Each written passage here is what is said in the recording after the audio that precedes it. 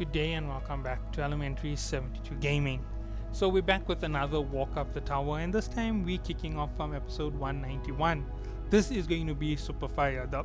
The battles in the stage are like we had already in previous sections of the tower. They're crazy, they high action, they're definitely going to give us a lot to think about moving on from the stage. So the first thing that we get is we get Pedro versus Yuri, and you see that Pedro is using that ancient observer which he got from Karaka.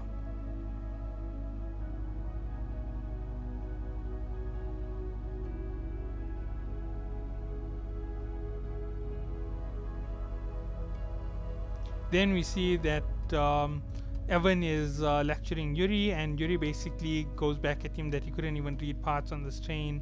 What's wrong with him? Basically, she just disparages him a little bit. And basically, using force to break through is the answer that Yuri decides. And she goes with a strike.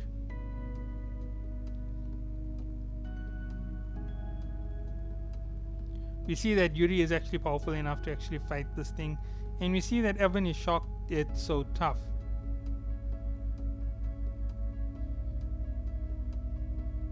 And we see that they were shocked that Slayer Karaka was hiding such a thing.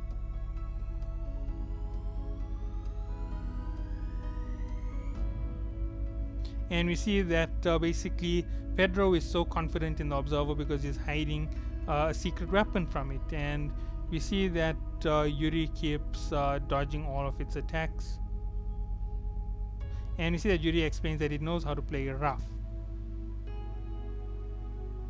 And we see that it's explained that the observer was from a time when the war was at its maximum, and these things were really made to help scouts.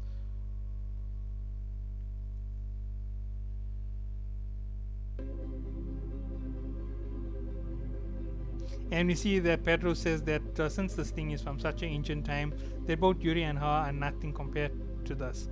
And then we see Yuri says, what in the world does it matter how old it is, and that he's an idiot. Then we see that Evan is trying to tell her not to get provoked. And we see that they discover that there's poison on the second finger of the purple Dementor's right hand. A poison so powerful that it can even make high rankers temporarily lose consciousness. And basically that's the way that it is, and it's injected from that finger. So we see that he starts attacking Yuri, and Yuri just stops the Dementor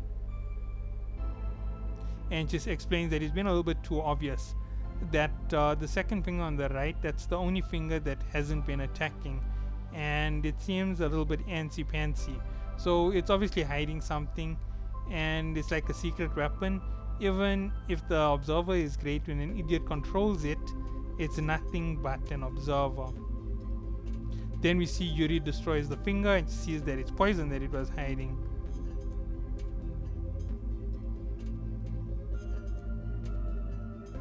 And then we see that in order for Yuri to destroy it, she just took Shinsu that she was holding in her body and injected it into the observer.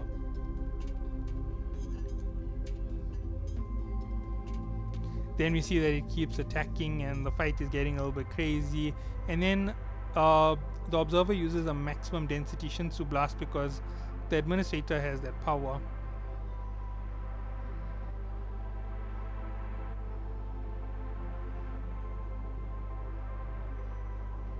Then we see that Yuri uses her family secret technique, basically the red velvet sword.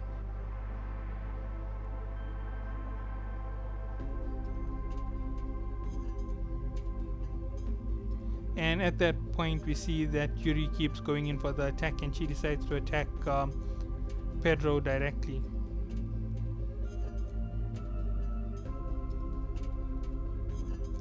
And then we see that the fight continues.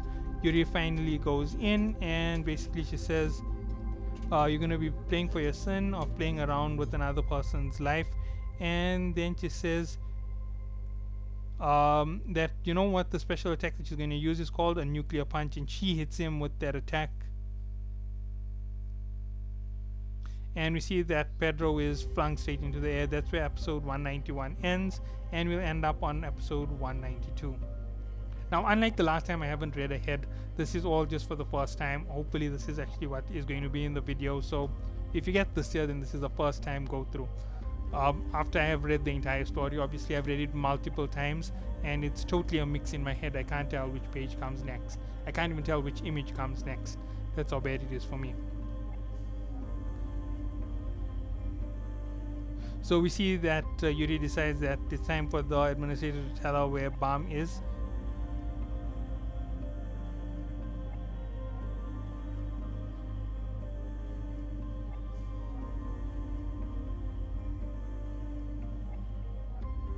And we see that Pedro explains they're already caught in a trap. Even if Viol wins, the game is programmed for the boiling acid in the core to destroy them all. So basically, it's a trap, and the whole reason for it is they want to melt Bam into the thorn again.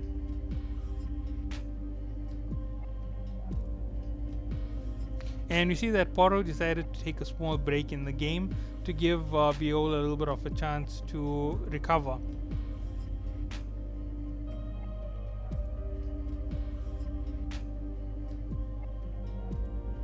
And we see that the clone of White decides to wonder what's going on in Bam's head, whether he's doing this here to be a hero or not, to lose his humanity. And we see that she already made this agreement with the train's conductor.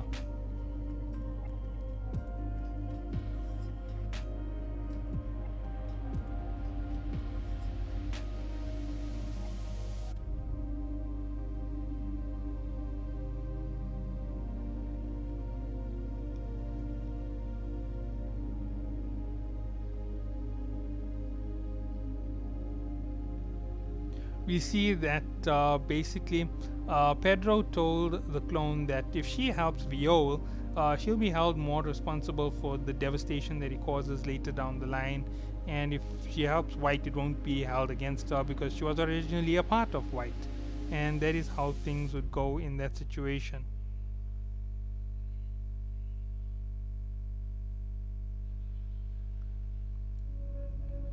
We then see that the next hostage is put into the submarine, that's Ark Raptor.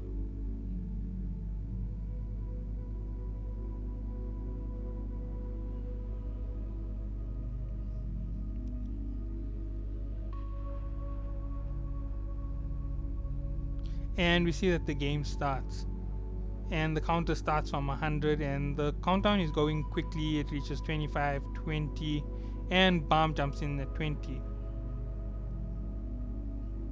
And we then see that White also jumps in on this round.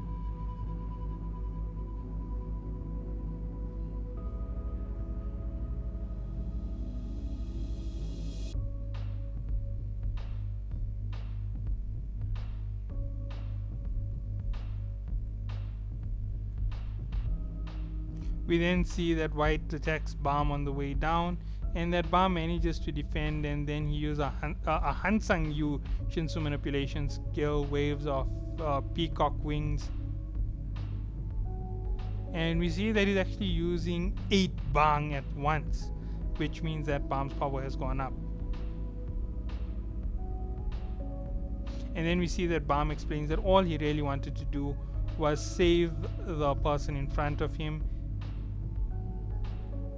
And we see that he instantly goes right through White's attack, and he manages to catch Ark Raptor. No, wait. We see that White decides he's going to fire a shot at Bam while he's descending to save Ark Raptor. And as he launches the attack, we see that Bam manages to catch Ark Raptor, and we see that White's clone steps in to stop the attack. And we see that she decided to help Bam because the billions of victims you've made and their vengeful spirits formed who this clone is. And we see that Ruina steps up, not Rowena, sorry, the formation of the Souls steps up to Balm and says that they decided they will choose to share their power with him, and she stabs Balm through the heart with the sword. And the power of billions of souls gathered by White start to pour into him. And basically, he will obtain tremendous power if he can survive this. So we move on to episode 193. We then see that it kicks off with Yuri and Evan, and they decide that there's no way that Balm will die, and they'll make sure that he survives to see Yuri again. We then see that Balm is stabbed by the clone, with the power of the souls being entered into him, and we see that he instantly absorbs the power. And then we see that the clone was surprised that Balm managed to survive, which expected him to die from shock from the power he received.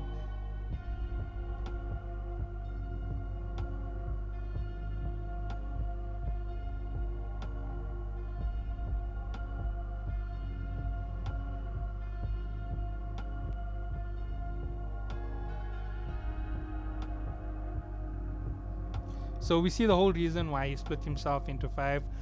The reason why, after being defeated by the Princess of Jahad, that White became the way he was he lost control over the power of the souls that he had within him.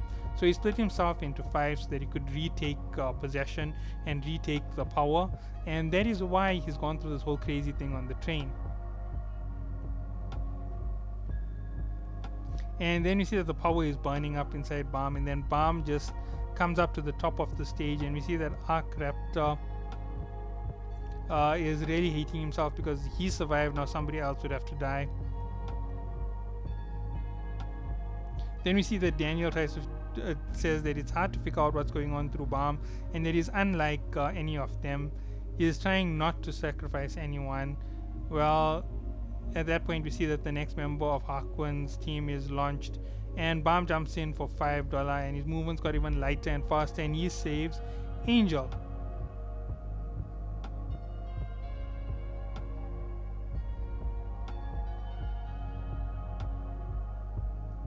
So we see that AKA and Daniel speak, and they said they could have found another way if they just kept searching. They could have found another way to have beaten White without getting anyone killed. So we end up back to it. We see that they found the spell book from White back in the past. That's the full team of Sachi, Rowena, Daniel, Borrow, and AKA. And they found a spell that would interrupt it by mingling other spirits with the sigil. So the spell will fail, and their souls will be sealed in the train forever.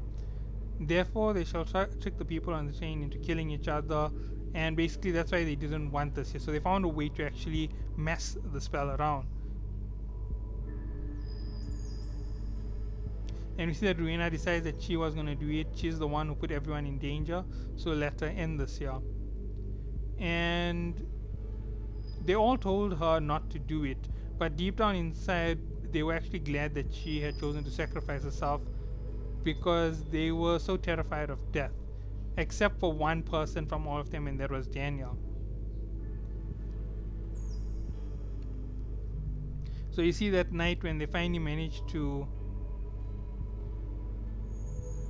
seal White, Borrow had managed to just block one of the attacks from White, and that is what made the big difference, and he got caught into the sigil. And at that moment, Rowena was standing in the port for the sacrifice. All of them were shocked when she did it. It hadn't been decided for Rowena to be standing there until that very day. No one had dared say a word about who would be sacrificed, and at that point Rowena just stepped in, and they all grabbed and saved Daniel.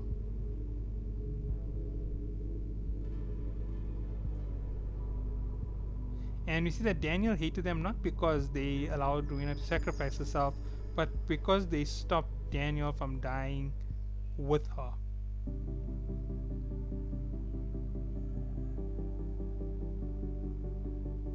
And we see that the difference in the teams right now is White's team has $22 and Balm's team has $32. Both teams have saved 2 hostages each, and they will begin the next round. The hostage from the next round is from Jovial Grace's team, and that is going to be Miseng.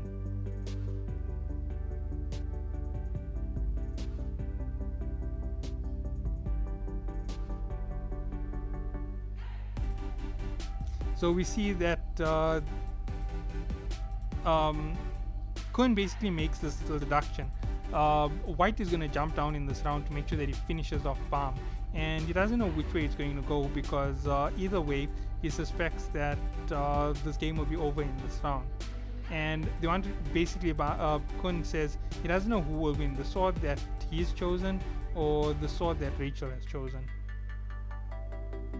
And we see the countdown goes, it reaches 20, and they both went down at the exact same point. So they chose to sacrifice 20, so 10 to finish the game for Balm.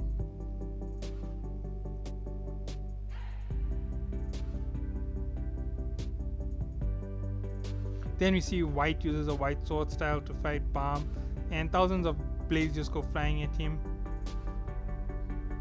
And we see that Balm rushes in and he hits White instantly.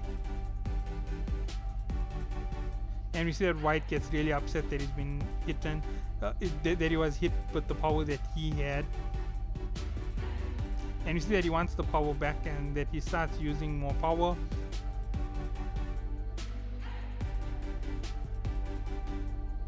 Then we see that Balm ends up creating a blade, and he points the sword at White, and he hits White with his own attack.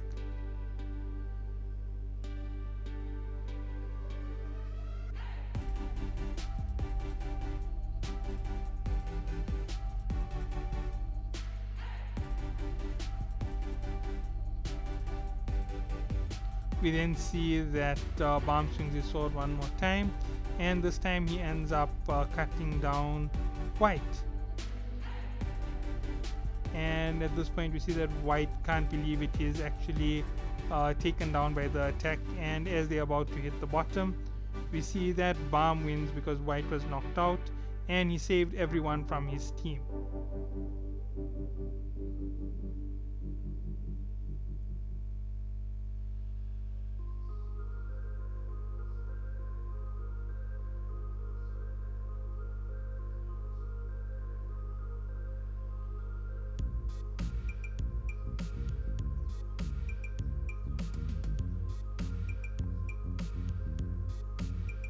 Then we see that AKA Williams and Daniel have their last final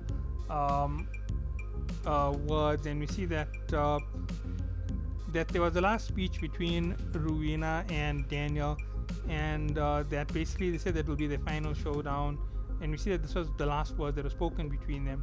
And basically Rowena said if she decides to give her life, it's because there's someone she likes, and the person she likes is Daniel.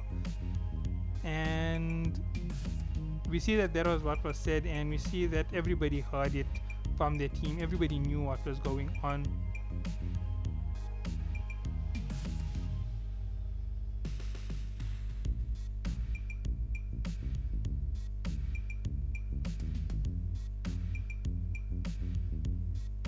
And we see that Rowena actually felt something that Balm felt. She was so in love with Daniel that she didn't fear death anymore, and that is where 193 ends. Now, most of the story is interesting till this part because Balm just beat White. Then we see everybody is gathered around Balm, and they basically all around him, and he's wondering what happened to all the power. And we see that Rowena says it's remarkable. Never thought that he would use the power that way, and she was worried that his mind might collapse under the power of the souls. We then see that Rak and Kun start screaming at her that she was so reckless and that she could have killed Balm.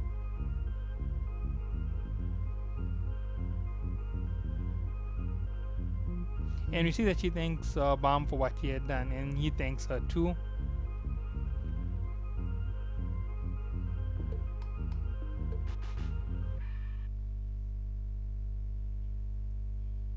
And we see that Daniel says that since she's the accumulation of souls, isn't Rowena Yui within her? And we see that she says she probably is, and she's sorry, she's already a complete whole, so the personality of individual souls are essentially gone, and there's no way for her to come back. And that she lied to the MC so she could intervene in the game to Sori. And we see that Daniel says, "Can you tell Spirit something for me?" And he basically says, "I love you too." That's all that he ever wanted to say to her. And basically he thanked her for letting him love and for loving him.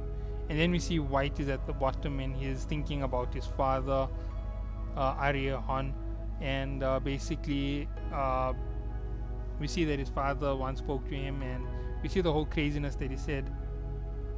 And he showed him the sword of the family, and he basically explained that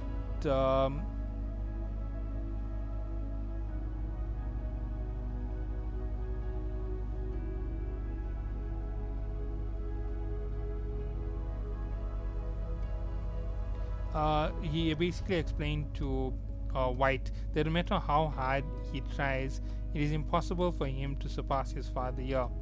And basically he says if he wants to be devoted to the family, one day his blood and flesh will become part of the Hari blade, and above all, his father rules in this part of the tower. And if he doesn't wish to become part of the sword, then he has to leave this place and return as a demon. We then see that the acid starts pouring in, and we see that Khun had won. And we see that he's demanding his reward from Rachel. At this point, the boiling acid starts pouring in.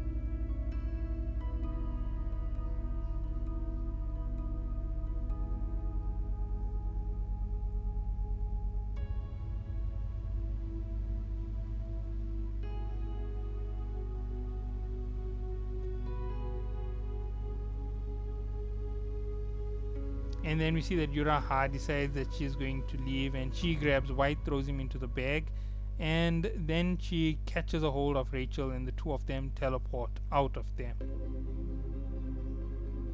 And we see that she basically says, if we ever meet again, we will be enemies. And then we see that Yuri is also hurrying to try and get there, and she's really upset that she's not going to get there in time. And basically they explain what happened with Pedro and the fact that everything was stuck in that way, and he gives them an orb which has the directions, the path they need to follow. And he basically explains there's no way they're going to get there quick enough because it'll take them 4 hours to get there. The boiling acid is scheduled to fill the core right now, so no matter how quick they arrive, they will not be able to stop the boy's death.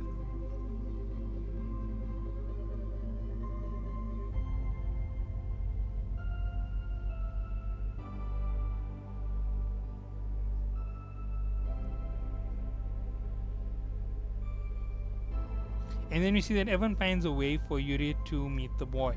But as he explains, there's a chance that she could put her life in danger. And John to know whether or not he's going to take it. So that's where 194 ends. I'm actually going to start going quite quick now when I go through 195, 196, 197, 198, 199, 200. Because there isn't that much of crazy stuff going on. But there's a lot to discuss afterwards. So Evan and Yuri discuss what's going on. And she explains that if they ride the boiling acid, they'll arrive there much faster, and she's not going to be able to use the Shinsu, so she won't be able to protect herself against the acid. She'll only have the Shinsu that she has within her body, and it could harm her body really badly.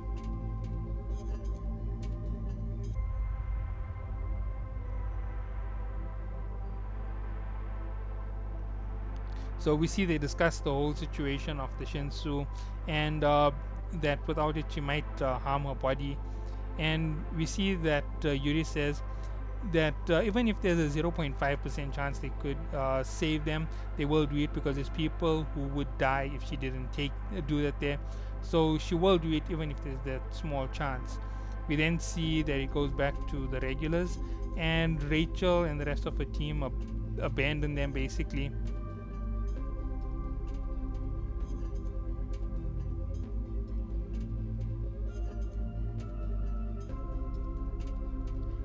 And we see that the teleport happens, taking everybody away from there.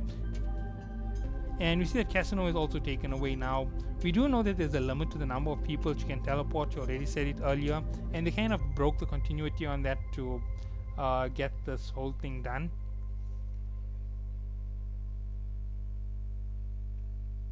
Then we see that Cheng and Quattro decide they're going to escape. And we see that all of the enemies decide to get pulled together as well.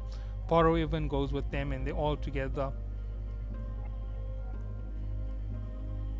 And we see that they all decide they're going to try and see what they can do. So they run to go and save Kun, and they manage to reach Kun. And we see that Rachel said she was heading for the floor of death.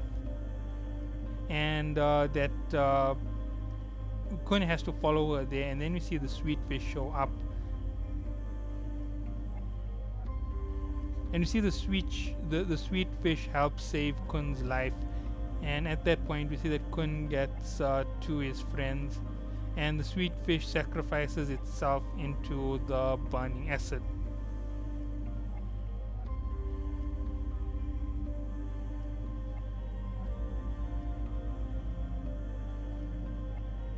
And then we see that Waruyun is looking at a certain point, and Bam decides that they all should get up there somehow. And we see that Kun explains this plan to everybody else, and then Sachi hears it and he makes a vine to reach that area. And everybody starts climbing the vines as quickly as possible with everybody who they can carry to get to the top.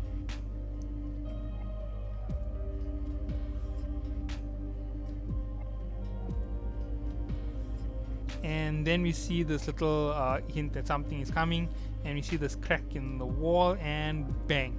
All of a sudden, we see Yuri and Evan at that point, and we see that Yuri is staring at the love of her life, Bam. And we see that she explains that they're awesome for all having got together and getting into one point, and that they're all grown up now. And then she just uses a little bit of Shinsu for a second to get them all out of there.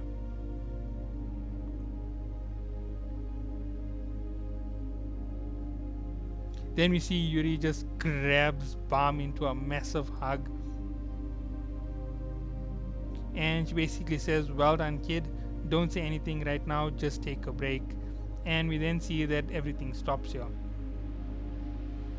And that is where the Tower Quad went on hiatus for a little bit. So then we'll carry on with episode 196. And basically it kicks off with Yuri and Bam reuniting after so long. We then see that everybody is wondering who is that who's holding Bam, and after a few seconds we see that Bam is throbbing from the pain from just being hugged by Yuri. And he basically says he mentioned her before, Princess Yuri Jahad, the person who gave him the Black March. And we see that everybody is looking at her, and that she's a high ranker, and the same is only for regulars, wondering how she's there.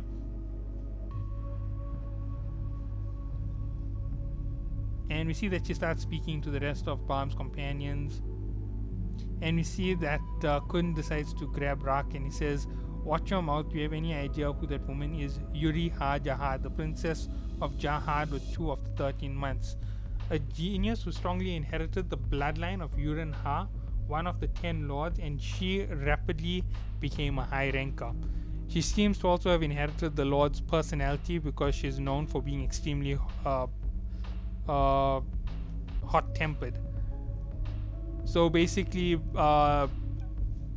Rak has to really watch his mouth around her, because she could kill him just for making her upset.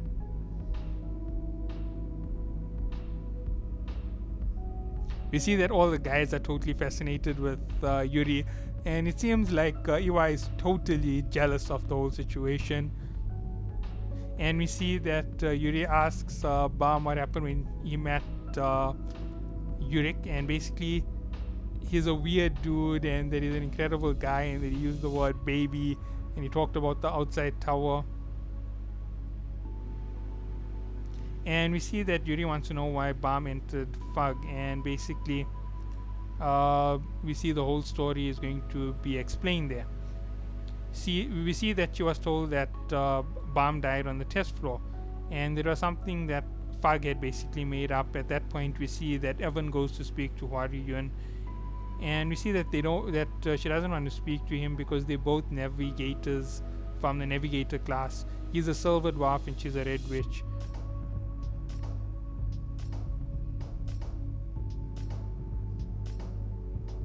So we see that they start talking and they exchange a little bit, and we see that she said she didn't create the path for the boy. The boy is walking a path that simply is his own, and no navigator can create one for him. And it's one that no one has ever walked before. It's a completely new path.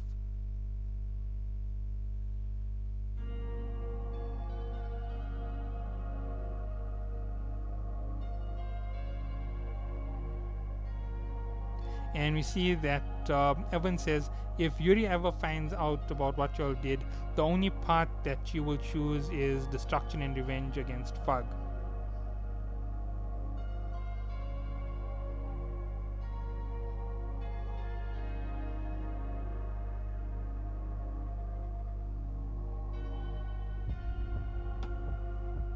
And we see that all the choices are going to be bombs. That's what Hua Riyun has decided.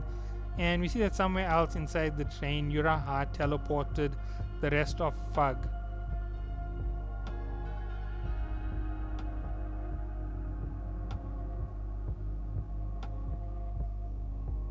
And then we see that Yura takes out the other two people from the case, and that is White and Rachel.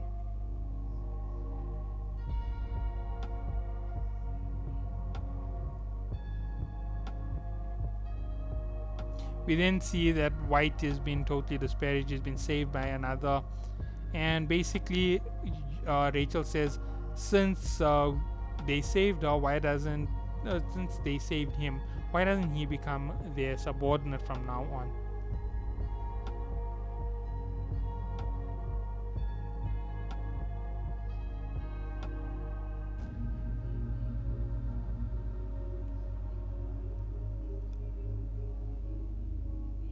And we see that Rachel explains that with Emily, she can actually lead White to his last clone. So if he works for her, he can get anything he wants.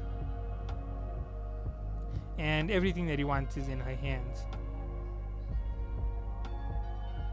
And basically, she says, so if you are my sword now, then I want you to take me to the floor of death and bring me a thorn that I can use. And then we see that Bam has explained the story to Yuri, and Yuri basically says she's going to get that Hansang guy and give him a beating. And she's about to take her walk that way, and that is where 196 ends. So we'll get to 197. I did say that I wanted to go faster, but I'm really struggling. We then see that Bam tells her not to go, and that he explains that all that will be achieved like this year is that more problems will happen. There are a lot of people in Fug who lost things that meant a lot to them because of Jahar and the 10 families, and that if she attacks right now, the situation will just get completely out of hand.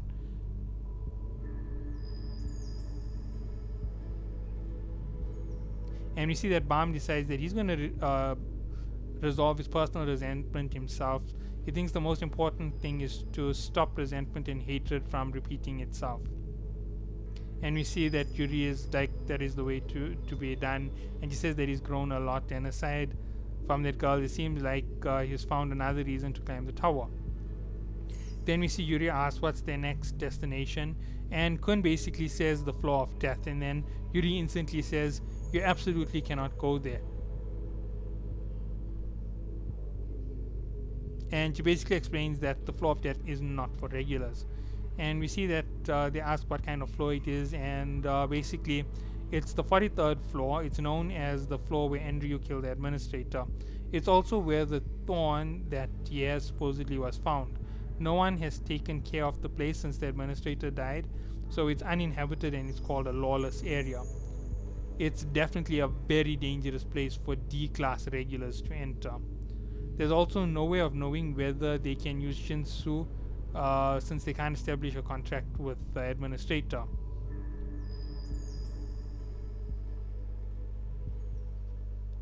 And she explains that even rankers avoid that area.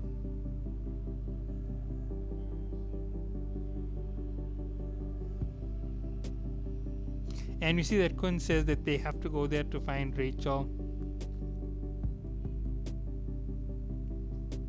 And we see that Yuri decides that she will accompany them to the floor of death, since there won't be any problem if Renka and Regular wander around there together.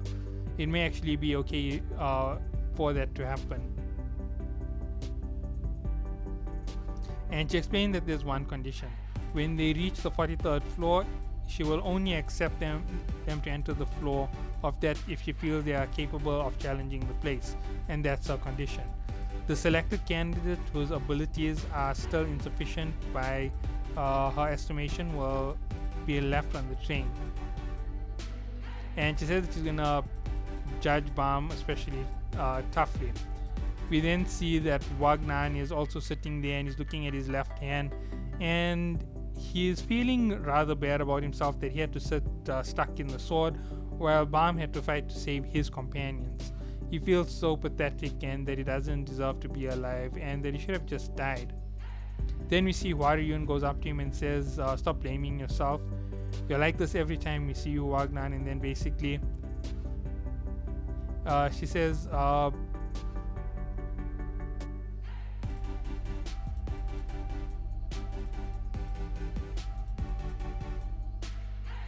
and she explains that for as long as Wagner is on the train, you'll get another chance to capture Casanova. Although that also means there will be another crisis. And like he was told before, as long as they are on this train, one of their teammates is guaranteed to die. So choose carefully whether to go on or not. And basically she explains that Wagner got lucky and he better brace himself for the next time there will be another chance. However, as long as they're on this train, one of the teammates is going to die. And basically we see everybody gathers up, and we see that Sachi says that they have a test they need to take, and for some reason the Slayer nominee exam didn't count, and that they're going to have to take a teleporter to get to the test in a rush, and that everybody else should get ready to be dropped off on this floor.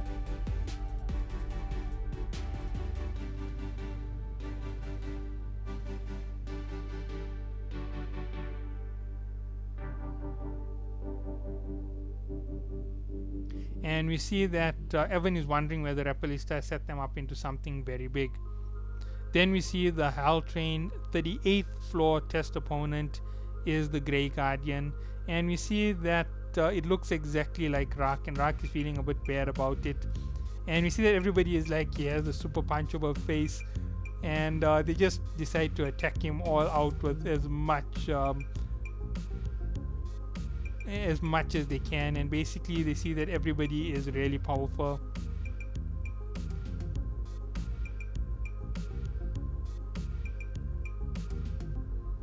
And then we see that they talk about Barrow and the fact that she possesses an ignition weapon.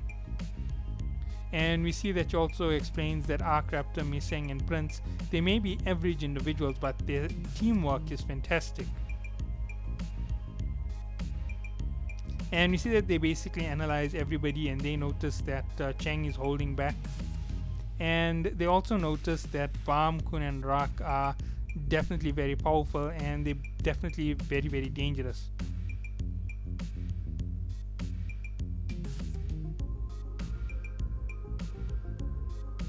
And we see that Evan decides that on the next floor there could be somebody who is a very good opponent for them to take on for size. And that it's going to be a very dangerous station. The boy could even end up getting hurt if things go wrong. We then end up on the 39th floor Name Hunt station, where Kunran is climbing in, and we see him zapping his way through all the regulars at the station, just heading straight away. And we see that their names are being announced. So we see that it's Shia, Edan, Dan, Kunran from the Kun family, and we see that everybody is practically elated to see them. We then see that Anak and the Rossi and Shibisu are also there, with Laure also over there as well. So that is where 197 ends. The next thing we see is that the next stop is the Name Hunt station, and we see that it starts off from where it left off in the last episode. We then see that Ryan has been knocking out all the guards of the station, and that's the way he's been entering, and that basically he's been going crazy and is such a nuisance, and that their light bearer Shashia hasn't been doing her work because she hasn't been paid, and that they have no choice but to head up to the station because there's no way they can get back.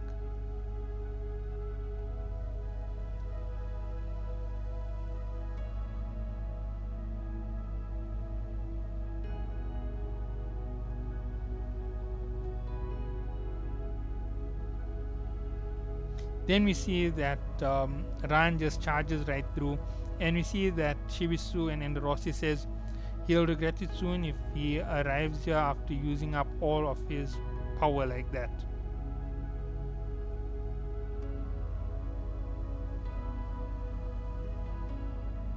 And we see that this place is not just as simple as a station.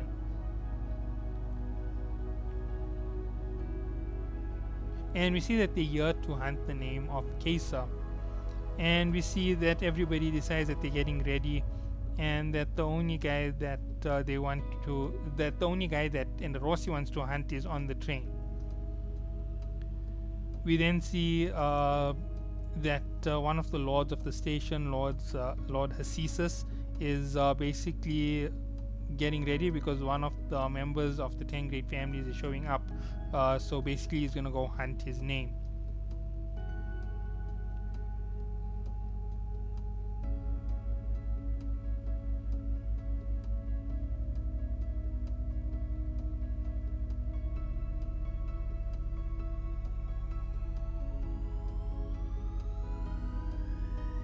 We then see that the clone of White is wondering what is up with Balm. He doesn't have any side effects from using the power of the souls, and that is just getting more and more powerful all the time. And we see that Rachel's team also passes their test the moment they get in. And we see that he says that he didn't agree to be a subordinate, he's just cooperating until he finds his last clone.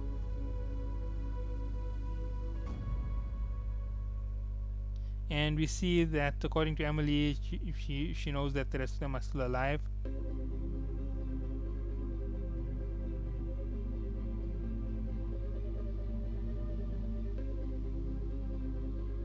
So we see that Evan and Yuri decide to explain everything to the regulars. So they've heard that they're going to the floor of that. It seems like they have a reason for going there. It's an extremely dangerous place. And we see that Quinn says it's because Rachel is going there, and they have no choice but to go there. However, whoever wants to stay on the train can stay, and all they're actually recommending is that whoever wants to stay behind should speak up right away. We see that Barrow and Iriday decide they want to go, and then we see that the clone would like to go, but she can't leave the train.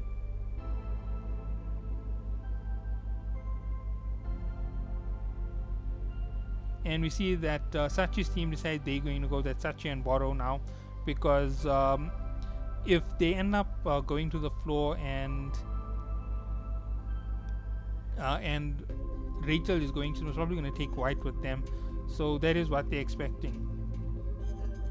So for all those who are taking part, they have an assignment at the name hunt station, which is coming up next, and they need to steal the name of someone named Kesa. And Sachi basically explains he's one of the top 3 strongest D class like himself, and that Kesa may be one of the strongest D class, as he's been ruling over the place for over 1,000 years, and he's on a whole different level. He's notorious for stealing the names of people who arrive at the station.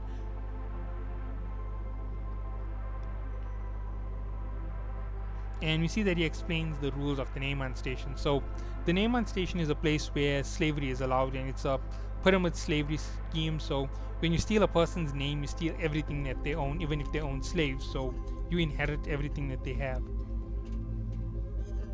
So we see that everybody explains, and basically they just explain how it is. and that they only have 2 days to steal the name of Kesa, and if they succeed, they will pass the test and they will help them onto the floor of death.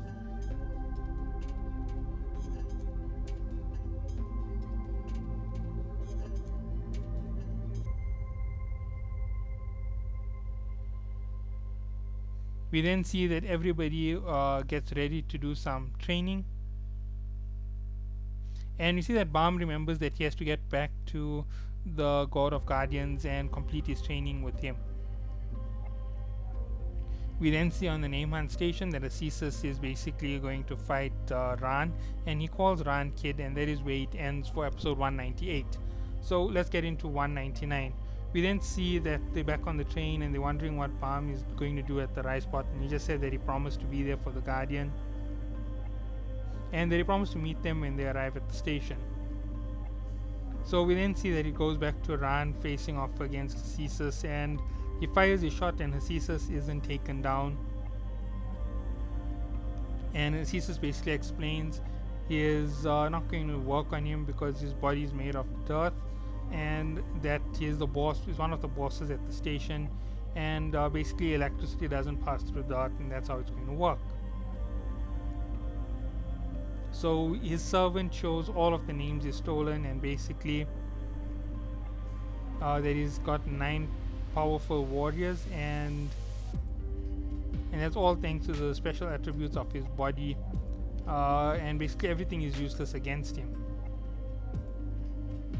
And then the lighthouse pharmacy side says, is your light bearer just for decorations? Didn't she tell you anything about the station? And he tells them about the station. So they explain the slavery system, that there's a named area and a nameless area, and that only named light bearers can pilot between the 2 areas, and that once your name is taken away, you can't leave the station until you get your name back. And if someone gives you a name, you become their property. That's the way that it works.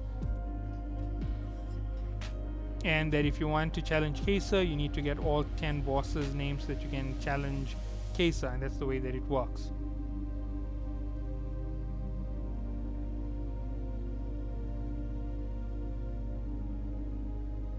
We then see that Ran eats a lightning pearl,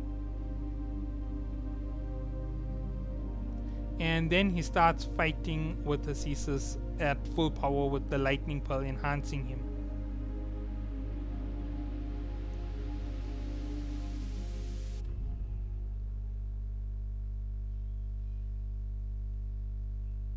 We then see that Novik and Shia are speaking, and basically they basically explain that why does Ran keep using his lightning attacks if he knows it's useless, and we see that the fight continues.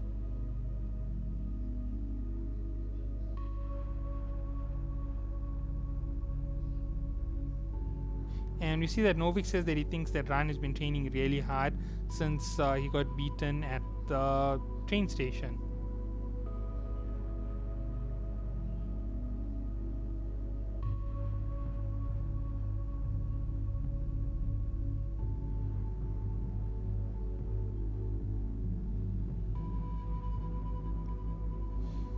And then we see that basically Ran decides he's going to focus all of his Shinsu to fire it off in one bang with a skill that gathers all of his power. And he does a Marshni style Shinsu manipulation skill, Grand Electrica Pearl.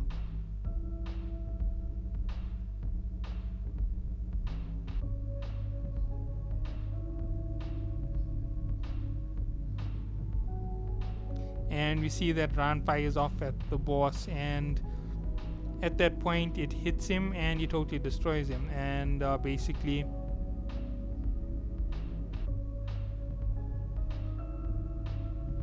we see that and the Neyman station, the Grand Gallery, we see that they're announcing that 5 regulars have entered the station. One of them was from the Kun family, and Azizus just tried to steal his name. And we see that they ask what would Kesa like to do. Now she's going to be a very important part in the next part of the story, and then we get into episode 200. So we see they're in the the gallery, there's a talk between Kesa and Alpine, and we know that Case's real name is Lopobia Elaine, just by the way, so I'm gonna call her Elaine. And then we see that they jump back to Balm, and that Balm was training with the God of Guardians, and he basically says he only has 2 days till they're at the station.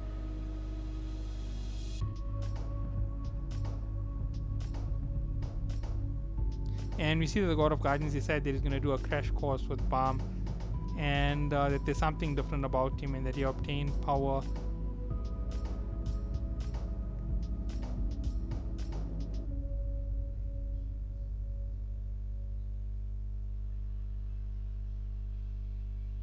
And we see that the God of Guardians explains that it's kind of odd that Balm could accept that power, because you can't accept power beyond your limits. And the fact that he accepted like nothing, and that countless people were fixed limits in the tower, that he is very special and infinite. So basically they said that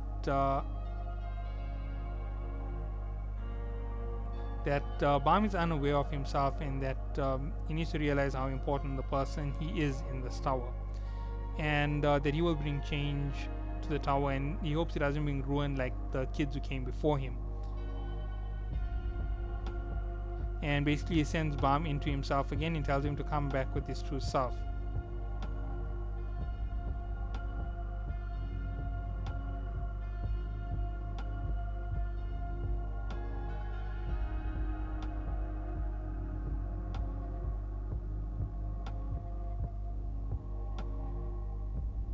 So we see that the power inside Balm says he's shocked that he devoured so many souls with such an alarming speed, and that was what that light was, the souls of the people that were killed by Harkonnen being burnt. And then we get a trade back to the Name Hunt station, where the light bearer, who was owned by Arcesis, is basically transporting them around, because Khun basically defeated him and he took everything. And they go to the no-named area, and they're going to go into the residence.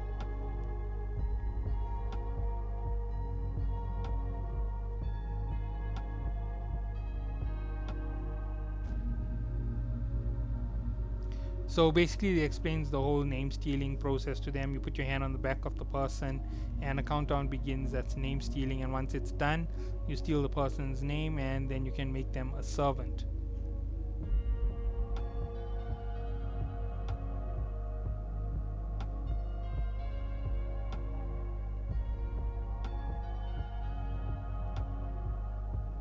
So basically they explain that it's a pyramid slavery scheme.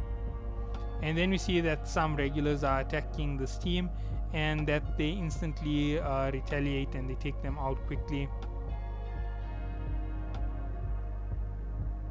And we see Novik takes out their wave controller with quick fight, and he sees that these were unnamed individuals, and basically they explain that they need to make it into the residence because they're not allowed to fight.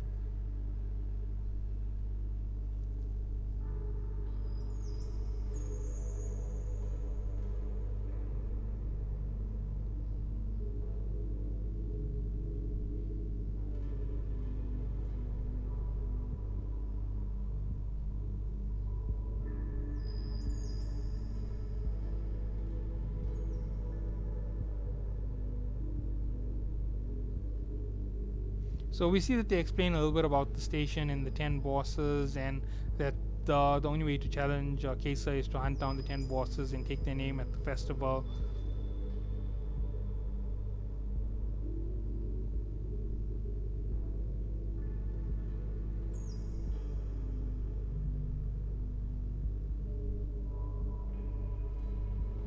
So we see that basically they said they should just hand off the name of the 10 bosses, otherwise people will be chasing them around.